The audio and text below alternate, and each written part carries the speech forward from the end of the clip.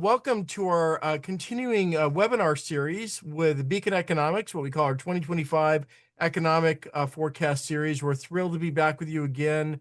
My name is Roger Ballard, CEO for Nuvision Credit Union. I'm pleased to be with you to provide this information in partnership with Beacon Economics. We're excited to be here again. We actually started this series back in 2023 to ensure members have access to the latest information and tools and insights that'll support your financial decision making for your own lives. And we've had some great feedback from our members that this is a value, so we've continued to do that with the help of Dr. Chris Thornberg, who's with us this evening. We know that there's many questions always about state of economy or state of our economy, especially in these days with lots of different unique things going on. And we want to empower you with the knowledge to help make decisions about your finances to achieve our goals or your goals. Before we get into the main, part of our webinar, I do want to share a little bit about Nuvision, remind you about a little bit about your credit union, specifically around our purpose and vision. Our purpose at Nuvision is that Nuvision, we help build lives for people, our members, our community, and our team. And we take that to heart in terms of the activities that we have throughout the year. And we're proud to be serving over 200,000 member owners, at our credit union. And as we continue to grow, we continue to still focus on one member at a time and serving their needs. Our vision is Nuvision's passion and commitment to enhance members' lives. We'll achieve best-in-class member experiences. We're always striving to provide a great member experience. Part of that is listening to your feedback and trying to get better each and every year. And I'm very fortunate to work with about 600 team members who are dedicated every day to providing you that great experience and working hard to improve. One thing to know about Nuvision is Nuvision safe, strong, and secure. We've got some strong financial foundations and good performance, and we're committed to keeping our members, owners informed, not only about the credit union as a cooperative, but also consistent with this series about the economy and where things may be going. And that's why we partner with some outstanding experts to bring you some information free of charge to you, so you can know at least some expert opinion, which Chris has some great expertise here, and he makes it really understandable in my view. That's why I love working with him so much. So we love providing these webinars and an opportunity for you to hear more about the economy. Now, we've done these webinars, as I mentioned, starting back in 2023. Chris and I and the team were talking, and we decided to take a little, different, always looking, how do we make these better, more informative, and make sure the topics are really relevant to what members want. So I think it was part of the registration process for our members who signed up for this webinar. We asked for your input, took a bit of a survey, if you will. We had quite a response. It was wonderful. Thank you for those who responded and gave us your input, and pretty wide ranging.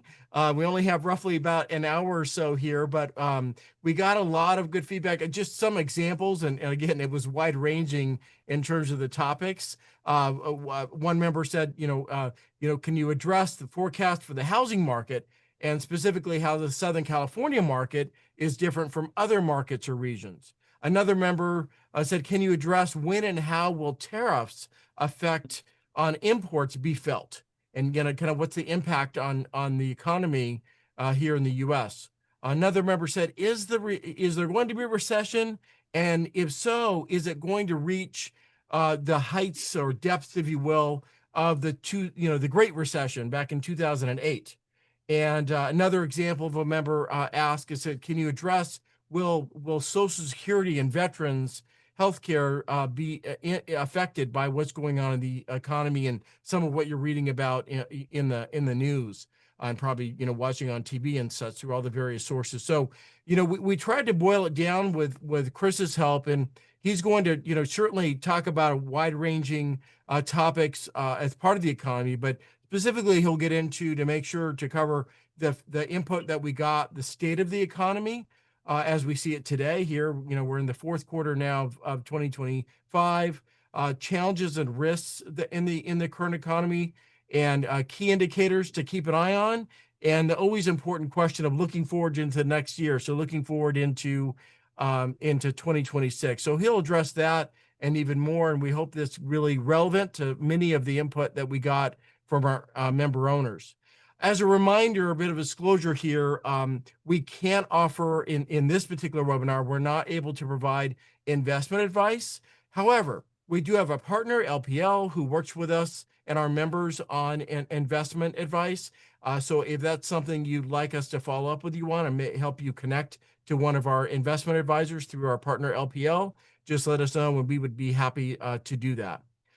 So as I've already alluded to, we're really happy to continue this partnership of sharing some, great information with our members with Beacon Economics, and specifically Dr. Chris Thornberg from Beacon Economics. He's a great expert, and again, just love working with him because in my view, listen to a lot of economists over the years. Chris brings it down where you can really understand it, makes it plain speaking, and he's really straightforward in his opinions, which I find really enlightening and helpful. He's earned national recognition, and he really has great expertise in all things economy. Part of this, but beyond the topics and Chris' great information that he's going to share, we are going to do some Q&A at the very end. I'll be back to help facilitate. And I just wanted to point out, we're doing this webinar via Zoom, as you know, so you can see, at least on my screen, it's on the bottom of the screen. There's this Q&A icon as you're seeing on the slide here.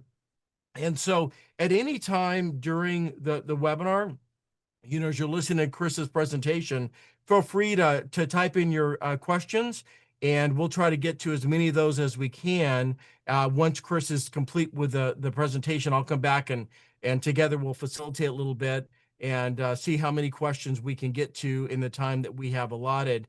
So just click on the Q&A, type in your question. As a reminder, please don't put any specific personal information, account information, or anything like that. Please don't put that in the chat, although it's only visible to myself and some of the team who's going to help with Q&A. We just don't want you to put any what I'd consider confidential information in the chat. But put in your questions, and if there's something more specific on a specific member issue, you can send us an email. I'll show you how to do that at the end, and we'll be happy to follow up with you if there's anything regarding your account.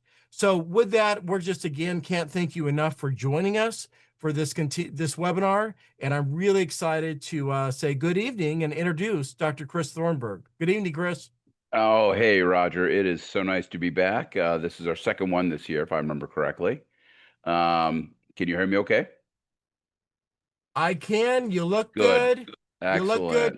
You sound good. Good to Perfect. Thanks.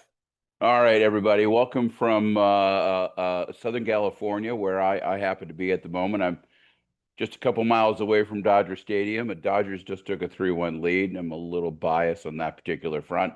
But we're not here to talk about baseball. We're here to talk about the economy and what's happening out there.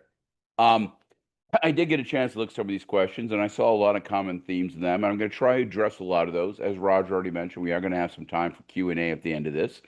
That said, I have a lot of material to go through, and let's jump right in. For all those of you who may have been to one of these before, you probably heard this, but let me go ahead and refresh your memory. I am an economist. I used to teach at UCLA, but I've had my own company for almost 20 years now. We do a lot of work in both the public and private sector, and I'm very fortunate to work with Nuvision and a number of credit unions. The credit union system is absolutely fantastic, and congratulate yourselves for being a member of such a great institution. When I'm going to talk about the economy today, there's one thing I want to bring up front. And again, for those of you who've seen me talk before, you'll recognize this theme.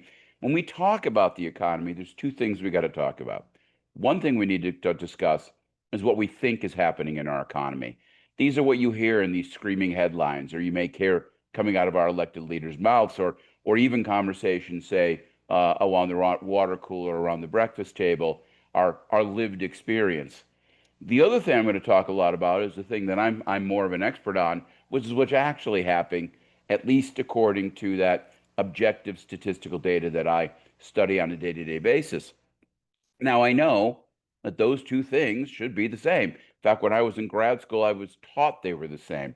But what I've realized after 20 years is our narratives and our reality come unglued. And in fact, they come unglued all the time. It's part of the human experience that how we internalize information and process that information is, well, highly subjective. And that's true for everybody, including a lot of economists out there, although they don't like to admit it. But the important thing here is this. The reason I talk about both is because you need both to have a good sense of what's going to happen in our economy. It's narratives that drive decisions, but it's realities that drive outcome.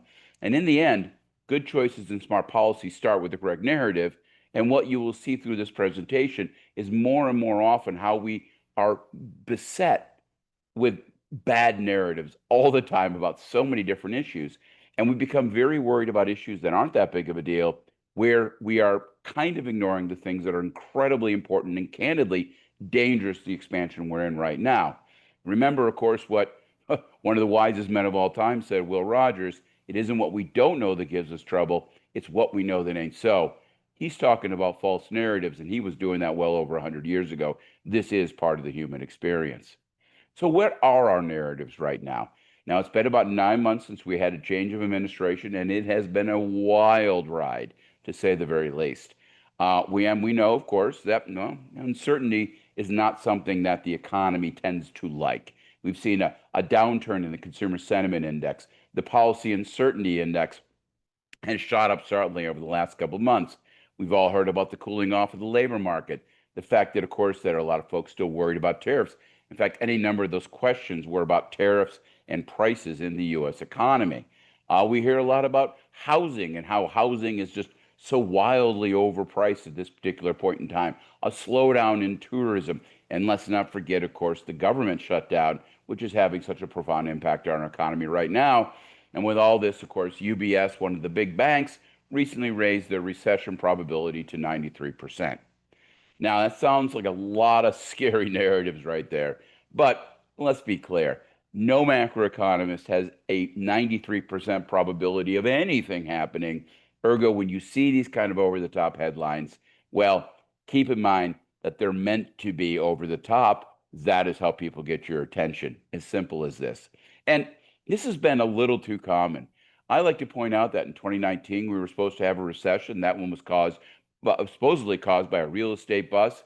In 2020, the pandemic was not supposed to be a brief blip that would fade away quickly. We were all told by many economists it was going to cause a depression. And of course, in 2023, yet again, we were going to have another recession, this one caused by the inverted yield curve. Of course, that didn't happen at all either. And all this, of course, reminds me of John Kenneth Galbraith, who famously said that the only function of economic forecasting is to make astrology look respectable. And I got to tell you, at the start of my career, I found that statement kind of painful. But right now, listening to these, Chicken Littles screaming that the sky is falling constantly, you start to recognize exactly what he was talking about. But while we're talking about the downturn in the economy, there's something else happening out there. I'm not sure any of you have been paying attention to, but the NASDAQ keeps climbing to all-time high levels. Government shutdowns, worries about the economy, they seem to be completely oblivious to it. Bitcoin has been over $100,000 for almost 9 months now. That is wildly overvalued. Now, when I start talking about these high asset values, a high asset value doesn't mean it's a bubble. What you have to do is be thinking about, well, some sort of metric by which to compare the price to what we consider to be reasonable. For equities, we have a very simple metric, the PE ratio, the price earnings, the price of the stock relative to the earnings it carries. Typically, if you have a high price relative to earnings, that's considered to be an expensive stock. Well, right now, the stocks in this economy are very, very expensive. We have the second highest PE ratio ever. And of course, when it comes to Bitcoin, there is no earnings. So one would be right to ask how it could have any value at all. And boy, you want to talk about big time valuations. If you look at the sum total of all Bitcoins, they are over $2 trillion in total market capitalization. That means Bitcoin by itself is more valuable than Google. And between you and me, that doesn't feel very right to me. So yeah, I'm starting to worry about this stuff as well. And again, the wisdom of the ancients, remember what Warren Buffett said, be fearful when others are greedy. And if you look at the financial markets right now, it sure does look like a lot of people are being greedy out there. And that is something we all need to be worried about. So where are we? What is going on? What can we expect for 2026? Well, listen, the economy in this particular year has slowed. It has not stopped and is absolutely not contracting. Why is the economy slowing? Well, for two reasons.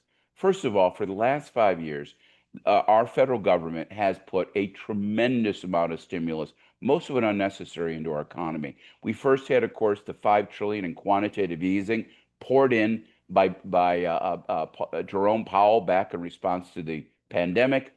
Then that was followed up by another big expansionary push by Joe Biden with his budgets, which expanded the federal deficit. And now, last but not least, we have this financial bubble. These are one, two, three. Well, you can only hit so many times. Things are starting to cool off. On the other hand, cooling off is not stopping. Look, many of the policy swings we've seen this year haven't been nearly as economically as dramatic as the headlines would have predicted. Household finances still look great. Consumer spending is still holding up, and inflation is in a nice, steady, calm place between 2 and 3%, perhaps a little higher, but really quite moderate at this particular point in time. And that's one of the reasons why the Fed's been able to loosen up a bit and credit's flowing a little bit better. But these aren't the issues. See, the problem we have with the economy is not problems coming right now with the new administration or caused by some big, what I would call private sector imbalance. Quite the opposite. The problems that have been in this economy go back a few years. Look, ultimately, the biggest problems we have in the U.S. economy is a government deficit, an enormous federal deficit, which, by the way, if you look at our current federal deficit trend, and I'm going to talk a lot about that tonight, this is a trend that began way back at the end of Obama administration, and it just keeps getting worse and worse and worse. Now, economists have been talking about federal deficits for a very long time, but at this particular point in time, the problem is how is that is combining with, of course, the financial bubble, and how that financial bubble has really prevented all this government borrowing from turning into higher interest rates. Well, at some point in time, that's going to come to an end. Now, if we had a government that came in and acknowledged that, the idea here would be to try to cool the economy off. You want to close the deficit, you want to tamp down those financial markets, you want to cool things off. But we don't live in these times. We live in a period of time where Americans, despite the fact that they have record levels of consumption, are quite convinced that the world has turned against them and that somehow or other they're suffering. The net result of that is that politics in the United States will not allow for that reasonable approach. And, honestly, it didn't matter who was going to win last year's election. They were going to try to do the same thing, which is how do we spike the punch even more? How do we keep things going? We don't care about tomorrow. We just care about right now. And as a result of that, what you do see is a lot more effort to put more stimulus into the economy, expansion of the deficits with the one big beautiful bill, and of course the Federal Reserve being pushed to loosen up financial deregulation. So yeah, we do live in scary times, but it's not the kind of scary things you need to be thinking about. And as for the local situation, well, again, locally, whether we're talking about Alaska, whether we're talking about California, southern or northern or Arizona, look, these economies are doing better than the headlines would have you believe, just like the national one. The biggest problem with most local economies, housing shortages, labor shortages, and again, bad narratives. Narratives that are stuck on crisis, despite the fact that the narrative should be stuck on, hey, how do we get more houses and how do we get more workers to live here? So yeah, a lot of bad narratives pulling us in wrong directions. Now that's a lot to go through. Let's jump into it. Again, remember, keep a pen and panning. Type down your questions in that chat box or put it in a pen and paper, write it down. And at the end, you'll have a chance to ask these questions. So the economy, as noted, has slowed. We had a negative growth in the first quarter of the year, but the second quarter, believe it or not, was 4%. And we're looking at a 4% growth in the third quarter yet again, once, of course, the data does finally come in. And that may take a while given the government shutdown. Now, if you take a look at what's really causing the economy to slow, you can see that over on the right-hand side. It turns out it's mainly a slowdown in consumer spending. It's not trade stuff. It's not business investment. It's mainly consumer spending. Now, let's be very clear here. A slowdown, yet again, is not a decline. And real per capita consumer spending in the United States right now is a little above $60,000. That's inflation adjusted. That's the highest it's ever been. So people are actually living the highest quality of life ever. in real inflation adjusted terms. Now, it has gone flat for the last few months. Why?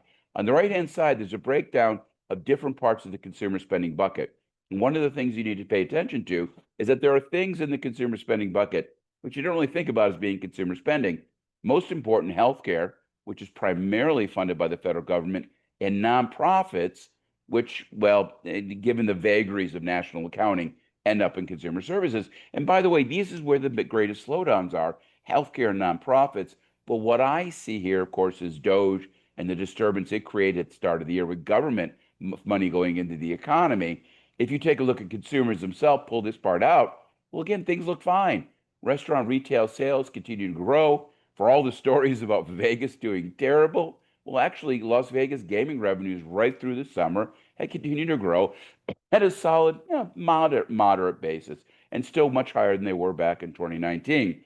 Yes, there may be fewer Canadians going to Las Vegas right now, but apparently Canadians don't gamble a lot because it hasn't hurt, of course, the tables.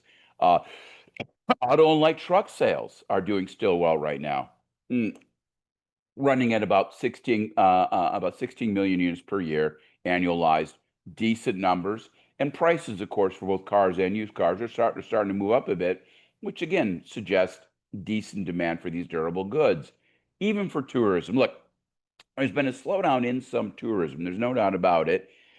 But for example, you see fewer Americans spending money abroad. That's dropped by about $20 billion annually.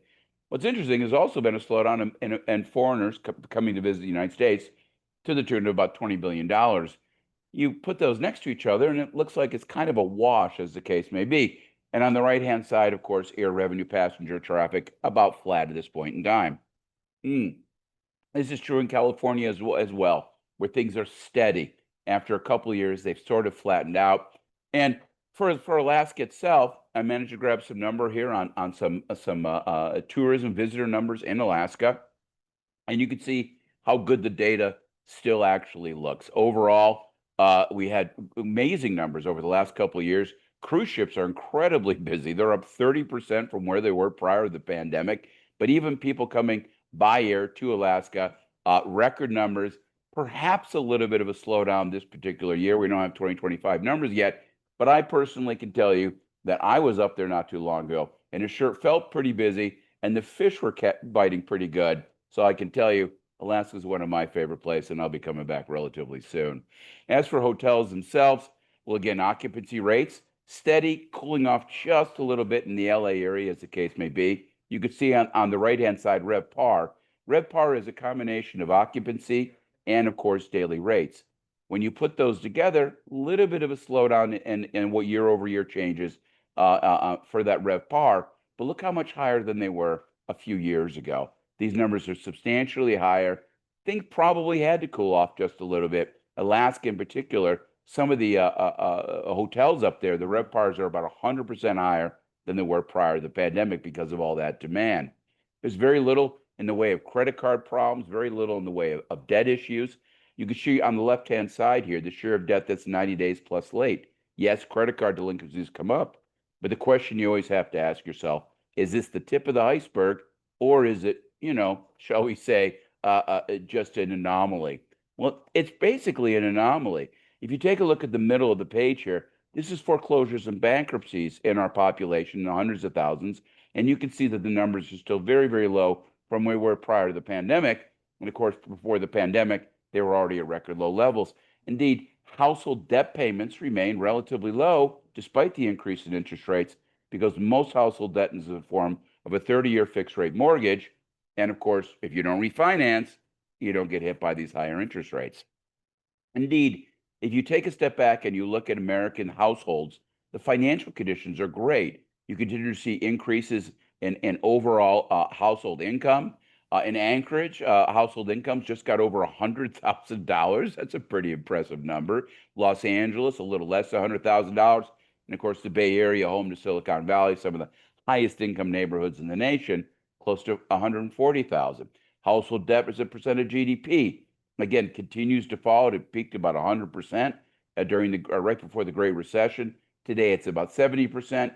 And real net worth, Americans right now in inflation-adjusted terms, aggregate worth about $160 trillion, a record high level, of course, about 30% higher than it was prior to the pandemic. Now, as soon as you see numbers like this, the first thing you're going to say is, well, that's great for Jeff Bezos and his buddies. But honestly, this is pretty widespread prosperity. Oh, there's no doubt that the top 20% have done a little bit better than everybody. You can see there on the left-hand side, this is 2024 median gross income. And again, inflation adjusted growth rates over the course of the last decade. The previous decade was a horrible decade. That was a decade of the Great Recession. And you can see the bottom 60% of Americans basically lost income, where, of course, for the top 40%, just a little bit ahead. But over the last decade, much better numbers. The bottom 80%, about 21%, top 20% getting out a little bit ahead. We know that's an issue, as the case may be. But again, still in line with everybody else. Real wage growth on the right-hand side for both the bottom and top coming into this year, still relatively positive. And even when it comes to conversations about poverty, it's amazing how off base we can get about these narratives. On the right-hand side is the poverty rate in the United States. This is the official poverty measure, and you can see it's still about 11%.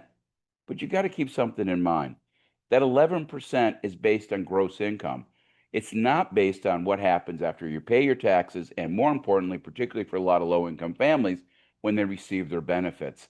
This does not include a tremendous amount of public benefits, including, most importantly, Medicare, Medicaid, and food stamps.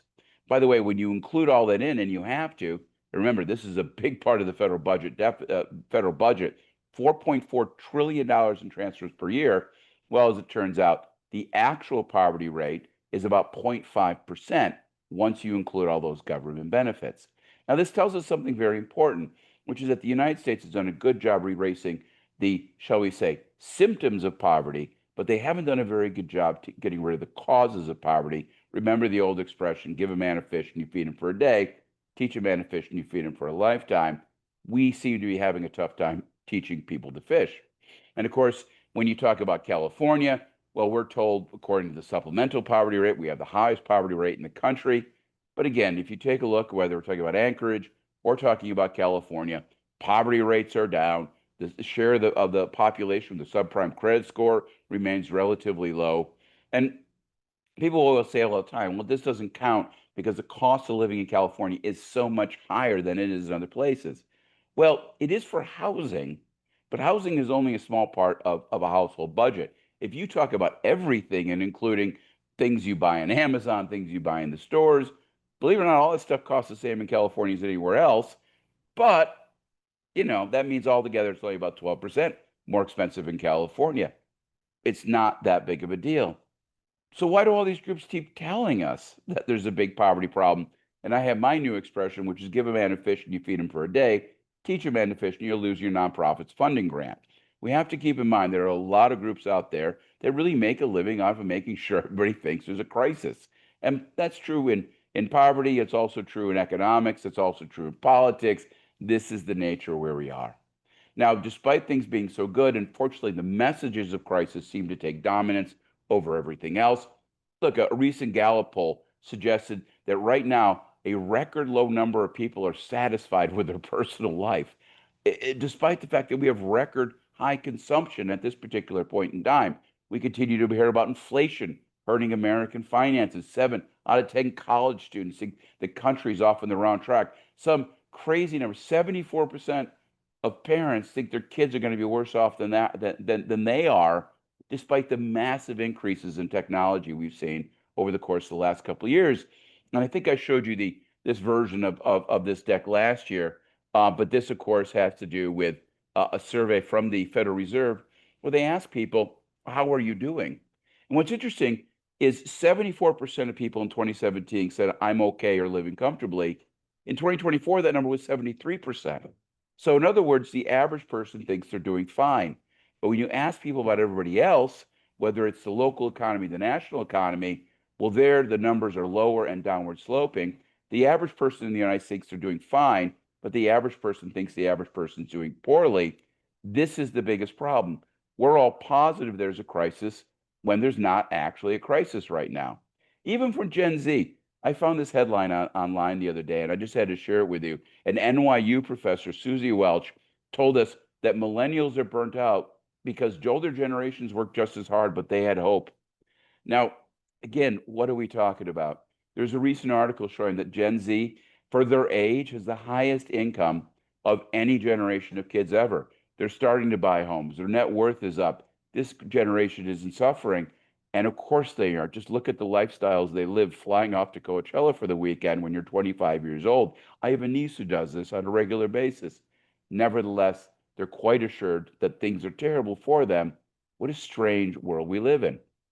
Well, if things are so good, what's with this slowing labor market? And it is true. We had some big downward revisions. You've seen, of course, a very, very weak numbers. We're still waiting on September. That's on the close down. A lot of stories, of course, are filling it in with all sorts of scary things. But take a step back. Look, the unemployment rate is still just a hair above 4%. That's not a very high number.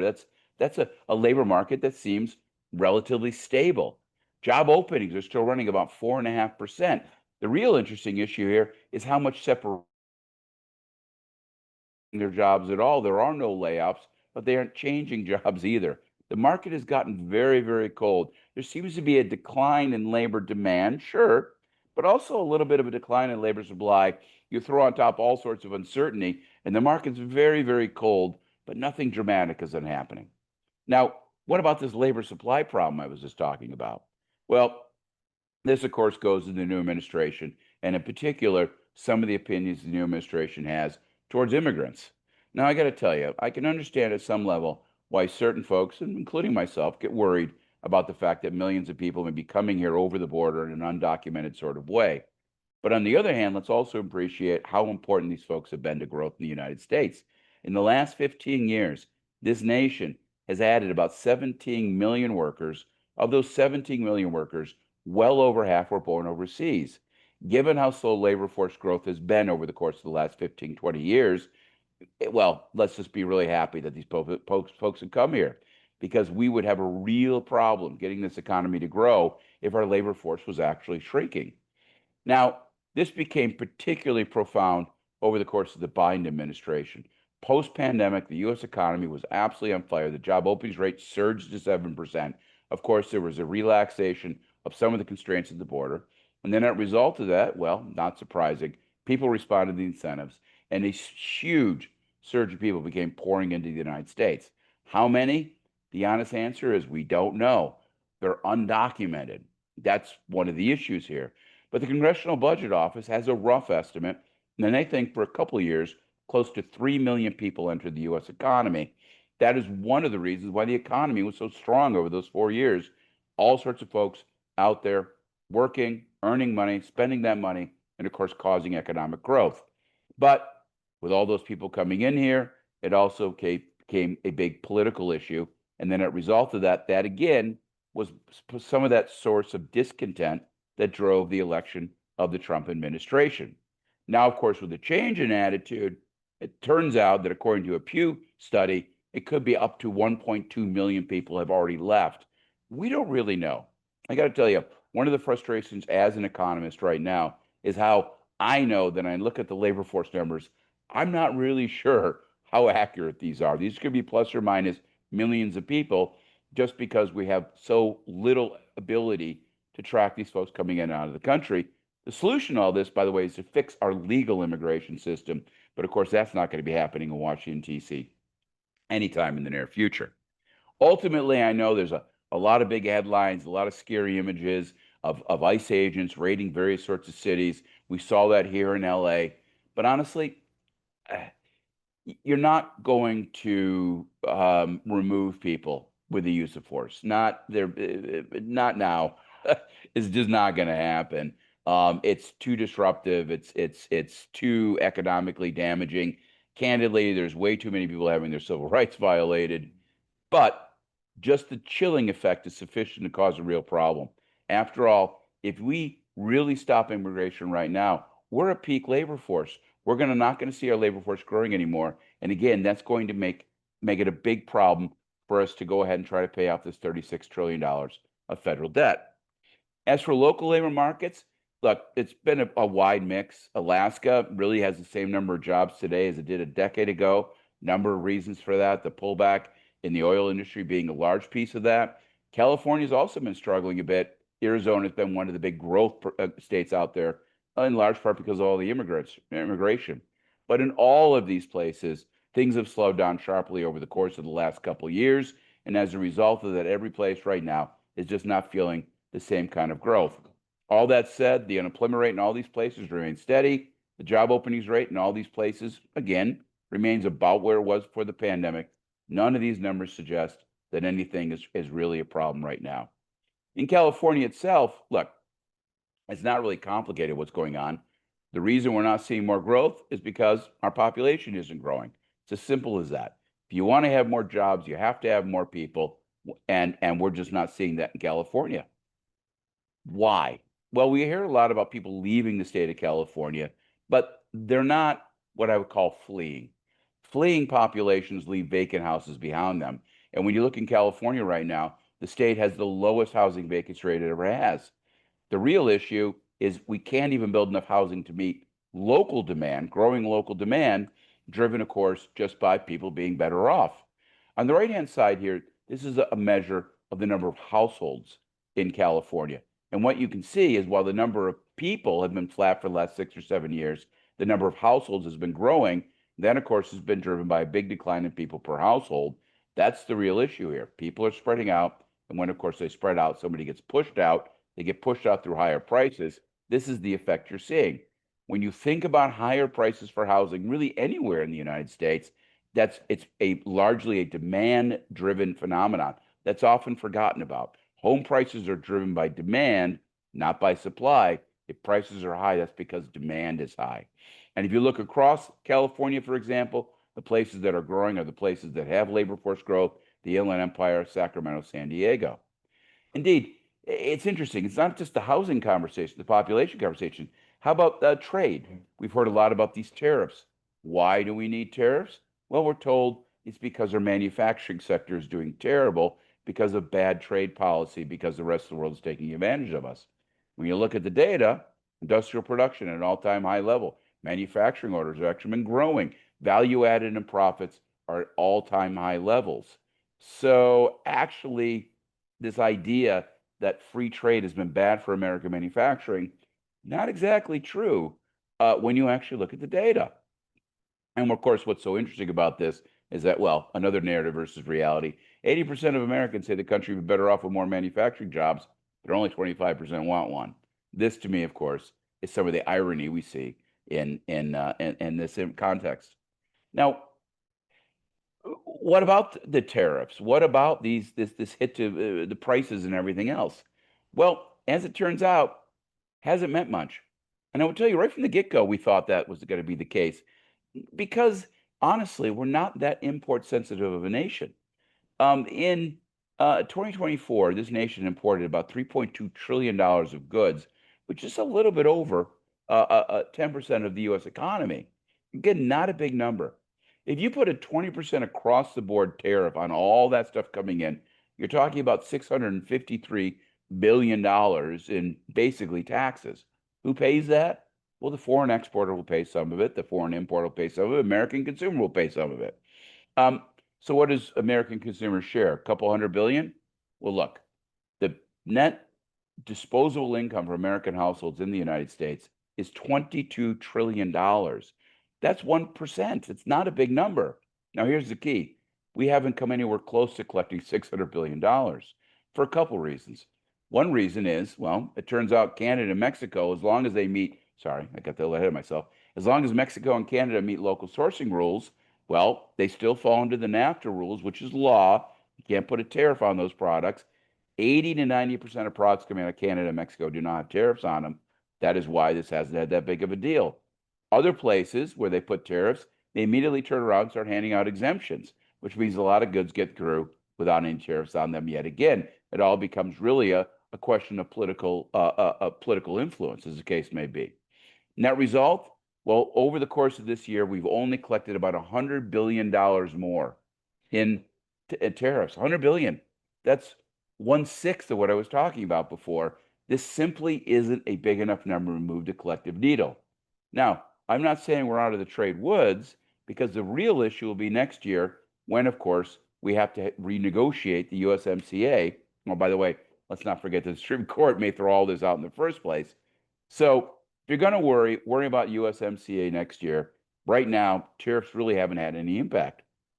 And look, you don't have to believe me. Just look at the numbers. This is the inflation rate on the left-hand side. You can see inflation is running about 2.5%, which is higher than was prior to the pandemic. But before the pandemic, a lot of the Federal Reserve was worried about deflation. They were worried about the fact that inflation wasn't strong enough. Now it's a hair stronger than what they wanted, that target of 2%. But here's the key. On the right-hand side, look at the breakdown. What's driving that 2.5%? Well, it's not imported products. It's insurance prices. We all know insurance is going up, and we don't import insurance. Transportation services. Well, that's airplanes. We know they're getting expensive. Housing, recreation services, of course, food services and accommodations. The places you're seeing increases in prices are not import dependent. Ergo, even here, you're not seeing any effects. This just isn't the issue. But one of the bits of good news is because the Federal Reserve is now comfortable with prices being steady, they've been able to back off. And by backing off, there's been a couple things. First of all, we did see some cuts in the interest rate going back to 2024, and they started quantitative tightening. They had started quantitative tightening back in 2022, but they eased off in quantitative tightening. Then a result of that is, well, money supply growth is back to positive. A year ago, it was negative. That was creating a lot of problems. It looks like we're going to have a couple more cuts coming over the course of this year, perhaps in the beginning of next year. And all that says, guess what? Even in the credit market side, things are getting a little easier. You're seeing interest rates start to drop. You have the mortgage rate a little bit above 6%. The 5-year treasury is now below 4%, and it's easier to go out and get a mortgage loan. So credit market conditions are easing as well. This, of course, should all be great news to everybody here, because it means getting a loan, getting a mortgage loan is going to be easier and cheaper to go out and buy a house. So does that mean it should be time to go out and buy a house? Now, again, if you listen to the news, the answer is absolutely not. This is the worst time to buy a house ever. But you take a step back and you realize that, well, yeah, it is a cold market, but it may not be that cold of a market. Listen, the market came to a grinding halt back when interest rates shot up from about 2.5%, 3% up to about 7%. That, of course, suddenly created a big increase in the purchasing cost for any buyer, and the market just stalled. Well, of course it did. But with all that said, there has been very little in the way of top-line financial distress. Mortgage originations, while slow, remain very, very clean. There's almost no distress in the equity market and the mortgage markets itself. An equity share of household wealth at an all-time high level. So there's the housing market from a financial perspective is just super clean. And prices have not started falling at all, despite, of course, the fact that, well, interest rates are high and it's tough for buyers to buy in. Well, it's because sellers don't have to sell. That is to say, they're sitting back. There's simply not a lot available. So how bad is buying a house right now? You hear these kind of headlines, unaffordable for 99% of Americans. But when you actually look at the data, you might be a little surprised here. On the left-hand side is my measure of housing affordability. And what I'm doing is I'm looking at the price of a mortgage and I'm comparing it to the income of a house using current interest rates. And as it turns out, housing got unaffordable, don't get me wrong, but not that unaffordable. If you look at buying a house today, it's roughly the same as it was in the 1980s. In fact, better than at any point in time in all the 1980s. The real interesting thing here, of course, was how cheap it was in the decade prior to the pandemic. And that, of course, is driven by the fact that everybody's running around like everybody housing was too expensive and not to buy it. Well, of course it isn't. And on the right-hand side, there's another measure of this. This is median owner cost as a percent of household income. Take, for example, in Alaska. In Alaska back in 2010, your median household used about 20% of their income to buy a house. Well, right now it's about 17%. So it doesn't look too bad out there. But what about recent folks? Well, even with recent folks, you may be surprised to learn that it isn't all that bad. Take a look at the left-hand side here. This is people who bought a home in the last 2 years, not first-time buyers. This is just buying a home. And of course, back in 2013 in California, your median owner used about 29% of their income, new owner, about 29% of their income to buy that house. 2018, 30%. 2023, despite the increase in prices and interest rates, just 33%. The reason it hasn't gone up by much is, of course, the income of that new buyer is substantially higher than it used to be. So, in other words, this is really an income-driven situation. And it isn't because incomes have risen that much. It's just because there are so few units for sale that only the highest incomes can bid enough to win that particular bidding war. These prices are reflective of the people who are able to buy. Look, the real issue here is that there just isn't enough housing. Overall existing units for sale is incredibly low, starting to pick up just a little bit right now, mainly in Florida and Texas. The overall housing vacancy rate still at record low levels because we haven't been building enough housing.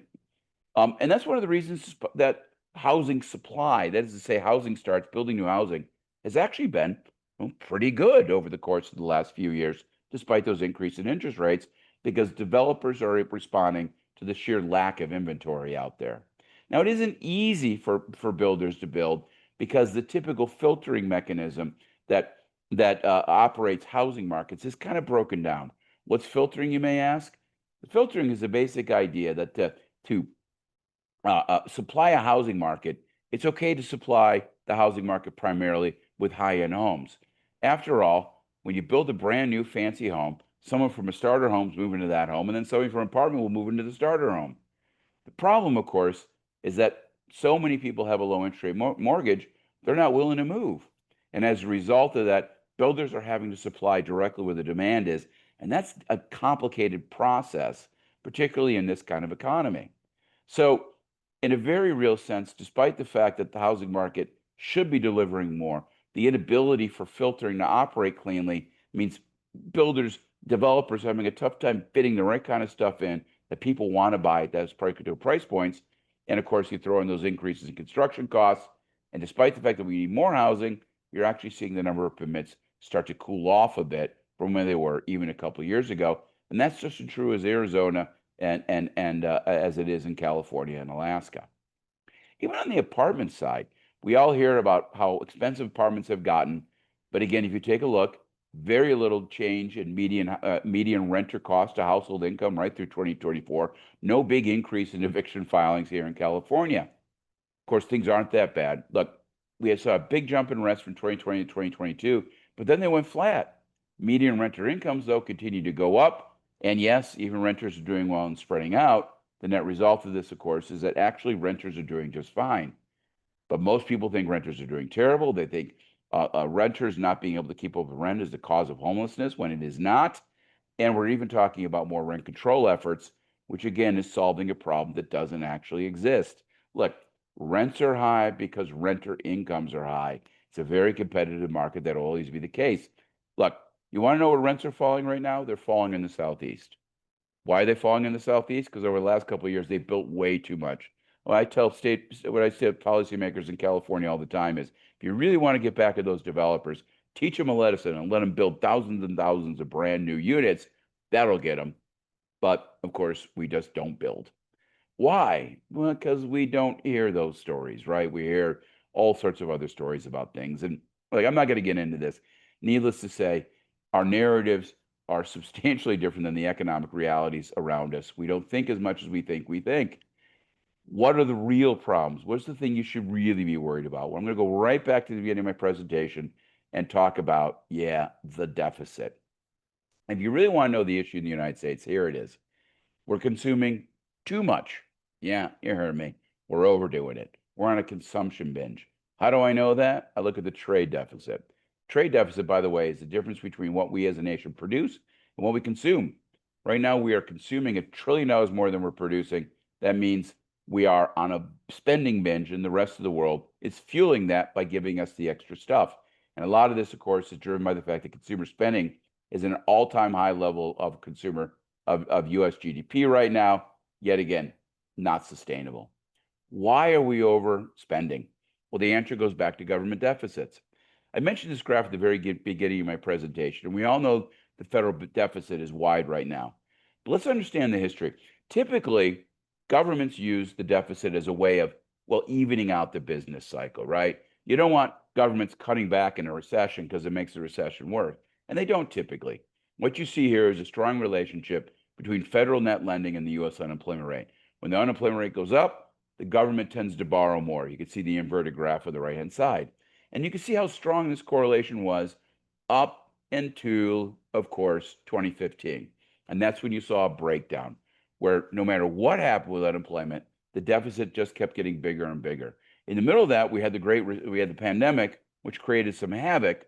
But nevertheless, in 2015, you could see this complete breakdown. And today, we're full employment, and we have the largest full employment deficit we've ever had. In fact, what's interesting is our deficit is almost as high now as it was during those rough years of the early 1980s when we had, of course, the Reagan recessions driven by a Volcker's fight against inflation.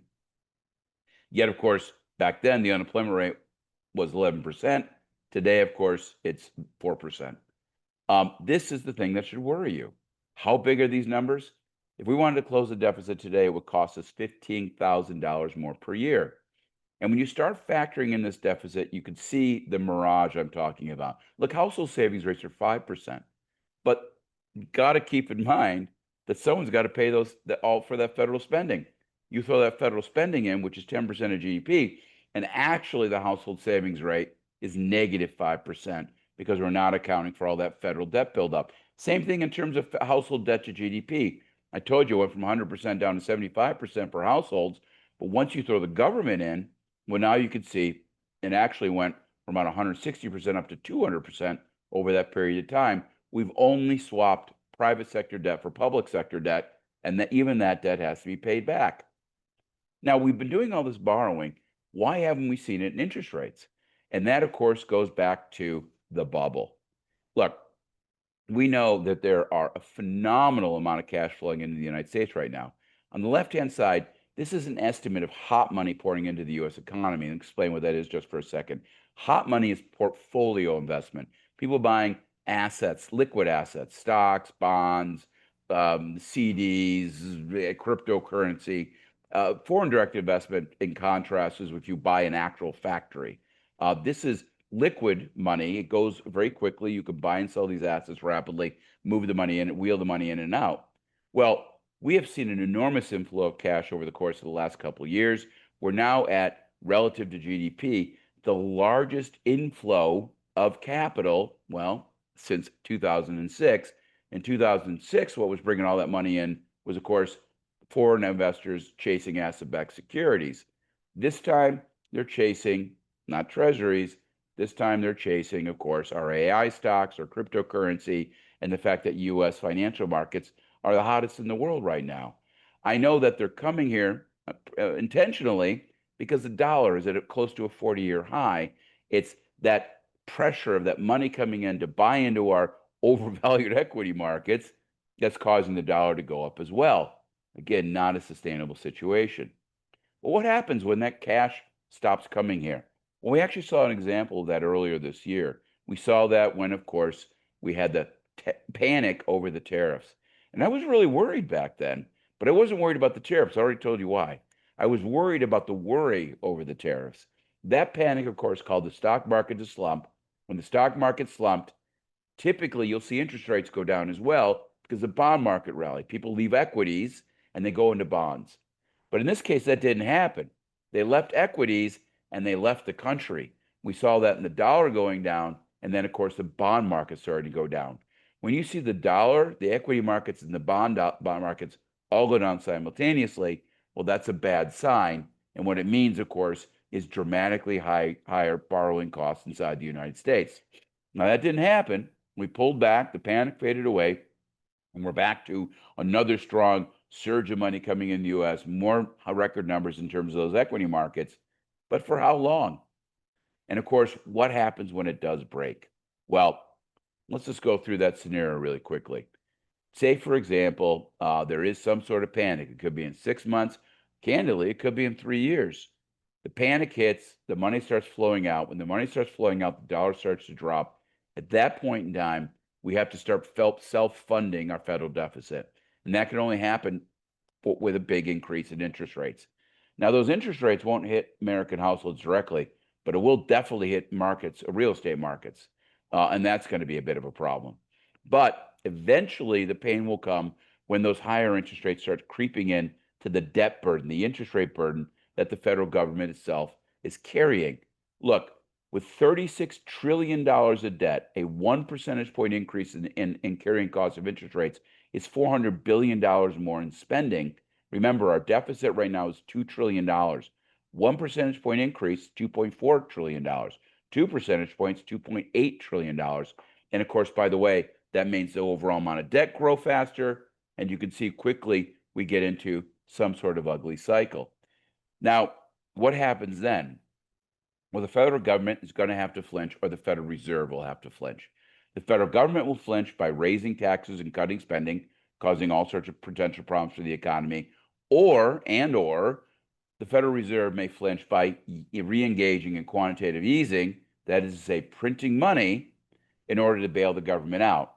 But that, again, is another incredibly slippery slope, because when you start printing money, well, we know what happened. We saw that back in 2022 with a sharp increase in inflation. So we can either have the big fiscal negative shock, or we can have another inflation run. That seems to be the obvious two choices. But it's not just dealing, of course, with those two deficit points. It's also the fact that our trust fund balances, we have a trust fund balance for Social Security, we have one for Medicare, and of course, we have one for the highway fund. Well, all of these are starting to run out. And when these run out, that's going to put even more pressure on the government as well to spend, and that'll cause even more problems. So it absolutely is a scary situation we're in, but it's not households. Households are doing fine. It's not housing. Housing is doing fine. It's not the private sector. It's the public sector. That is where the problem is. And this, of course, brings me to that bizarre, strange narrative reality gap. Trump came in this year. He inherited the healthiest set of American households we've ever seen, yet everybody was upset. He also inherited one of the most out of balance, out of whack U.S. economies ever. Enormous government deficits, enormous trade deficits, financial markets that seem at best bubbly, and yet investors don't seem to care. They seem perfectly happy to continue to pour trillions of dollars into this economy. This is a very strange circumstance, and it can't last. At some point in time, something has to break. And when it does, things could get really ugly really quick. But it's not your neighbor down the street that's having the problem. It's the federal government that's the source of these particular issues. But of course, it's inevitable that when problems happen in Washington, D.C., it's going to get into our local economies. It's going to hit Anchorage. It's going to hit L.A. It's going to hit San Francisco in terms of cut benefits, increased cost of taxes, and of course, the kind of political turmoil that occur while all that's going on. So the economy right now is fine. Lots of momentum. Things are going to be good. But that said, you have, of course, this turbulence threatening capital inflows.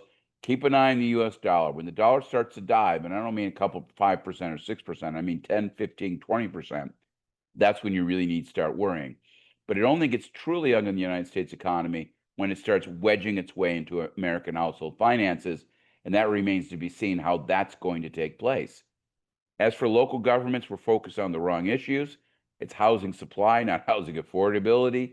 It's more workers, not income inequality, chasing the wrong narratives, leading to bad policy, which is not helping our local situations at all. But all this boils down, of course, to the biggest issue of all, that is to say that our narratives are running amok, and it's creating all sorts of problems in the U.S. economy in the meantime.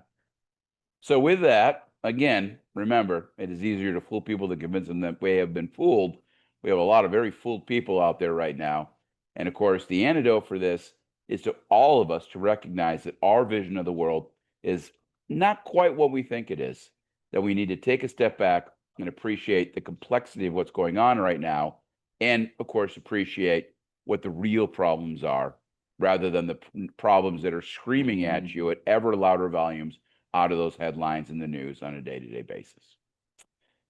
Well, there it is. Wrapping up there, Roger. I took the opportunity to end with your slide this time, so everybody could see the things. Thank you, Chris. Great job. Yeah. Great coverage of so many important topics.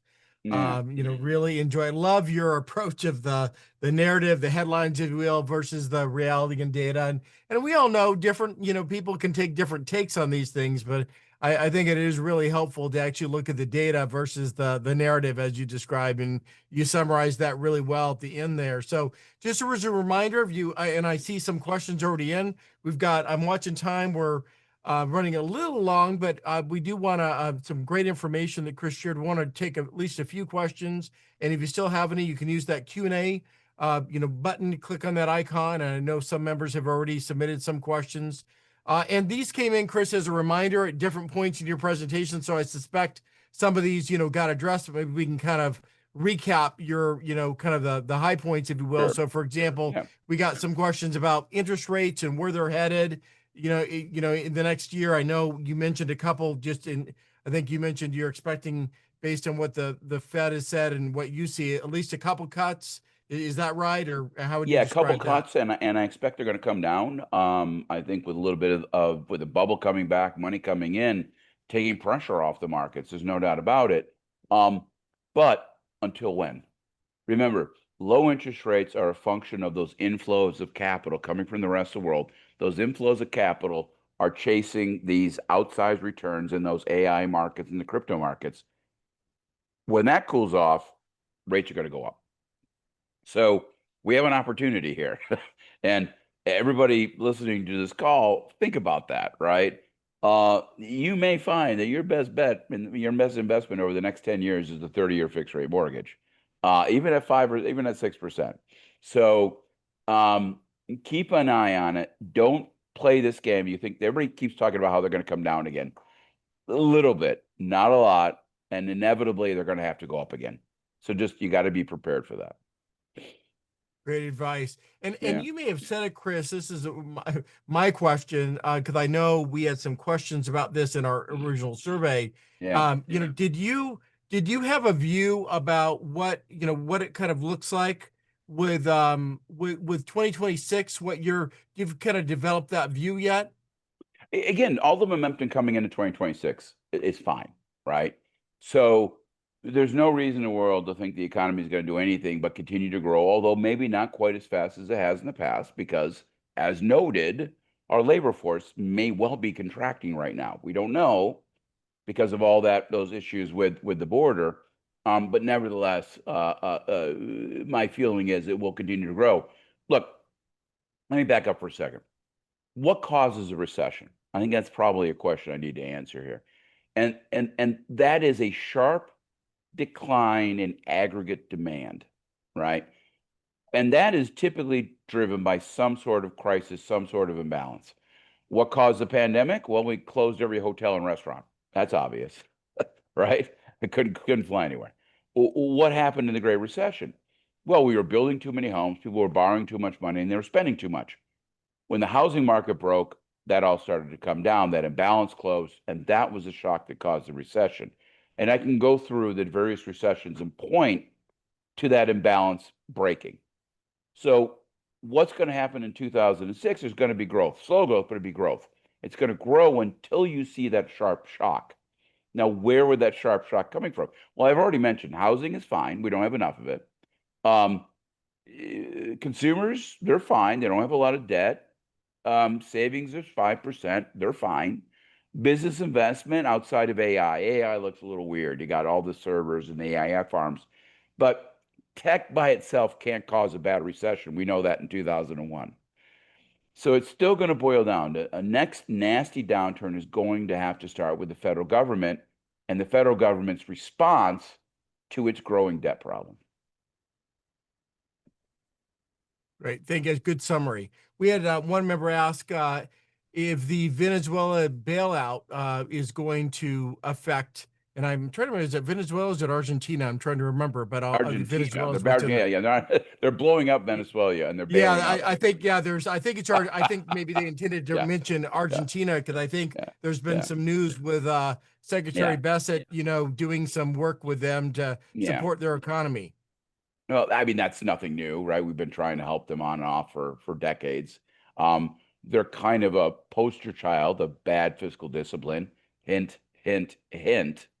Um, I think you should look at Argentina not as something that can affect us because it's too small of an economy to worry about having any impact on us. That said, the lessons of Argentina and their problems with fiscal discipline over the years are legendary. And here we are kind of going the same path. Here's one difference between us and Argentina. Argentina is small enough to be bailed out. We aren't. Yeah. Good point. And you mentioned earlier, and I just wondered if you could say, reminds me of just kind of I know that we didn't get into a lot of the maybe the global risk issues a little bit, but, a lot going on there, Yeah, issues with China relations, yeah, issues with Russia and Ukraine, all those things. But you did mention something, I caught it. This is my own question, something you said earlier. You said something like, we should, I don't know if you said worry or just watch what's going to happen with the USMCA. I think you yeah, said in 2026. yeah. Can you We say a have to little bit more renegotiate. about what that is and why you think we should be paying attention to that? Yeah. Well, if you remember, it was originally called NAFTA, right? NAFTA agreement, and it was signed under the Clinton administration, and was been great. It's been absolutely fantastic. But that said, when Trump was in office the first time, he kind of renegotiated it. It gets renegotiated, I think, every 6 or 7 something years, some number of years. I'm not exactly sure what it is. When he renegotiated it, it basically was very little change, and we renamed it the USMCA. Now it's coming up for another renewal, and this time, of course, Trump's vision on trade with everybody is substantially more negative. And we know that he's had been very aggressive with both Canada and Mexico. And I would be very surprised if he didn't go into that negotiation with some pretty steep of asks of both of our close neighbors. And that could cause some ugliness. I'd be very worried about a breakdown in the USMCA. That is a incredibly important trade agreement for the United States. Our two trading partners, these are our two largest trading partners right now. And not only is it would be a problem for us, but it would be absolutely crushing to Mexico and Canada. Small economies that are much more dependent on the U.S. than we are on them, and would create just havoc there. And we don't need havoc in Mexico south of the border. I mean, if Trump is looking to reverse immigration from south of the border, his best bet is to help Mexico continue to grow. Great. Thank you. We had some questions. I know you touched upon tariffs, and it was Yeah, very interesting from my point of view to kind of hear, kind of the more I get. It was a lot less material impact, than I maybe thought, given yeah. what you shared. But there were some relative questions about some tariff. For example, things like, well, the existing tariffs, impact cost of cars. Is it impacting? Is this a good time to Well, buy or not? it's not And not then and impacting then anybody. some and then related, just one more on Yeah, tariffs. Is it impacting inflation in a material way? no, no. Yeah, and I showed you those No on numbers. both the No, it cost does of not. It's cars not. It's and not having an impact. And that's because remember, our biggest auto partner is Mexico, and most of those parts are made in Mexico. They are covered under the USMCA. They can't be tariffed. So it's still going back and forth. It hasn't been that big of a problem. And when you look at the prices, the price increases are insurance. It's in housing. It's not tradable goods. So I'm not worried about it. I'm really not. This is not our issue. Inflation is not our issue. right. And I know this is a more of a Southern California kind of specific question, but as you know, there were some pretty major devastating fires in Southern California. I would live very And close to one of those areas. yeah, I know Yeah, you're very yeah. familiar with it. So there's a question about, in your view, are you seeing this having an impact on the real estate market in Southern California and No, even no, the no, rest of the nation? no, no. Of course not. Look, it was 11,000 homes destroyed, which is tragic. My heart bleeds for all those families. I just can't even imagine going through that. That said, it's 11,000 homes out of a county that has about 3.2 million homes. The numbers aren't large. The people have mostly found some new place. They're settling in. What I think is actually a positive, the tiniest of silver linings, is that the rebuilding is so slow, it's really starting to reveal the problems. Then that is the problems here is our bureaucracy is so awful. We can't do anything rapidly. It takes years to get permits pulled. And we're so busy wringing our hands, panicking over affordability that we never stop and go, hey, why does it take 6 years to make it a permit pulled? Yeah. Yeah. Well, that may be one narrative, at least that I read, that maybe it had some accuracy to it. Yeah. Because I read a lot about that. So let me just scan here. I think we've touched upon Was there a any lot of questions these. about the size of the halibut? No, but there should have been. Well, by the way, I know I encouraged you to include a picture when we were preparing for this. I was Yeah. thrilled to see that you did include a picture. So Yeah. yes, how big, how much did that one weigh? It, it, That wa- halibut? it wasn't that big. It was only about 74 pounds. So it's Yeah, 74 pounds, but it tastes great. It's a great fish, no doubt about it. I was in Sitka this time. So one of my favorite outstanding. places up I'm there. glad Yeah. you included that picture. Yeah. So I think that actually does a pretty good coverage. Again, Chris, great job. Thank you so much for being with us. For our members, thank you for joining us. If Chris had the QR code earlier, so you can get his slides directly. Plus, we're going to make this recording available. Usually takes 20, let's call it within 48 hours. We should have that available. And if you have any other questions that you thought of, or that's more kind of account specific, you can always email us at Nuvision Credit Union at nuvisioncu.org, and we'd be happy to get back to you. And again, Chris, just thank you so much for joining us and sharing My your pleasure. insights. Are really valuable. Really appreciate it. So happy to be here, Roger. Anytime. Great. Thank Take you. care. And thanks everyone for joining. And thanks for your membership. We appreciate it. Hope you found this valuable. We'll be doing some survey and love to get your feedback and get your input about how we can do this again and And go continue to make Dodgers. it relevant and valuable. And maybe we'll see another, depending on the time of year, another fish from Chris that he caught. There you go. So even Yeah, bigger exactly. than this last one. So thank you Okay. all. Thank you, Chris. Have a good Bye-bye. evening. Okay, bye-bye.